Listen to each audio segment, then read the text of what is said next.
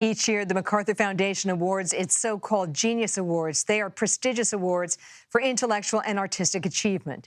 This year, the foundation added 20 new fellows to its roster. They range from legal scholars to scientists to artists. Each recipient gets $800,000 to spend over 5 years. But we're speaking with one whose cause involves something that affects those from all corners of the world: water insecurity. Amber Wutich joins us now. She's an anthropologist at Arizona State University, and she currently joins us from Frankfurter, Germany. Whoa, that's really great for you to stay up that late and talk to us. So talk to us, Amber, about the science behind climate change and water supply and what your research found. Yes, thank you so much for having me.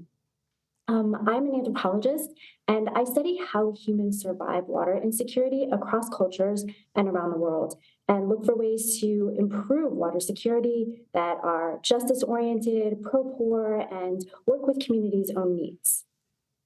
So in your research, what is the most striking about your findings and the impact on people, not only physically, but emotionally and mentally?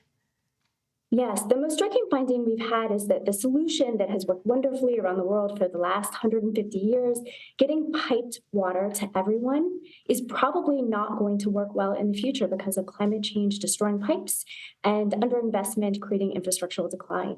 So our work focuses on how we can make what we call MAD water systems, mobile, adaptive, decentralized systems that move where humans are and mean that humans can be water secure anywhere they go.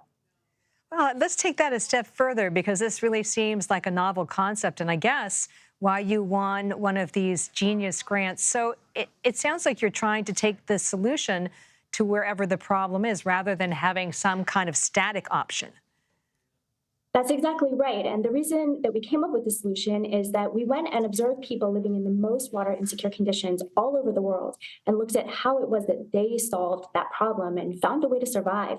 And this is the answer that we came up with. We really need to integrate new engineered technologies like nanotechnology enabled water treatment and social infrastructure like social networks, informal economies, and cultural norms to help people survive in these off the grid situations.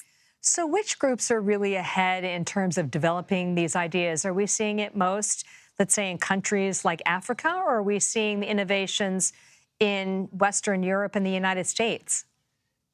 We're seeing these innovations come forth everywhere that they're needed because, of course, water is essential for human survival. But I'm proud to say that here in the United States, we've had exceptional advances from particularly engineers. And the next step for us is to really study and also work with communities to understand how we can deploy those engineering solutions in ways that are socially appropriate and socially sustainable.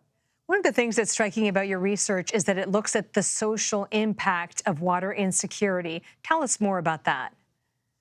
Sure. So, because humans need water to survive, it is incredibly stressful when people are unsure if they'll get the water that they need. And so, one of the things that my work has uncovered in cooperation with other scholars and communities is that there's a tight link between water insecurity and mental ill health. People who are scrambling to find money to buy water, to get water every day for their families to ensure their health, tend to experience worry, fear, panic repeatedly, and this can develop into anxiety, depression, and even PTSD. We even see this, people are increasingly talking about eco-anxiety as a problem. And so one of the things that we're looking at is how can we alleviate these symptoms of mental ill health when people are facing water insecure situations. One of the things that's striking to me, I worked as a foreign correspondent for years, and you could often find areas of conflict or wars over access to water. And it just is striking to me that this is a continuing thread, not only in areas that are short of water, but there's this also this sort of emotional and mental health impact sort of that overlays as well. That's exactly right. And it's very common to see people coming out of conflict situations who do have higher rates of PTSD. And this difficulty in obtaining basic resources like water and also food can be a part of that. But there is some good news. Research indicates that people are much more likely to cooperate over scarce water than to fight over it. And so that gives us a glimmer of hope that people will come together and find cooperative solutions as water becomes increasingly scarce and contaminated. Amber Wutich, thank you so much for sharing your research and analysis with us here at CBS.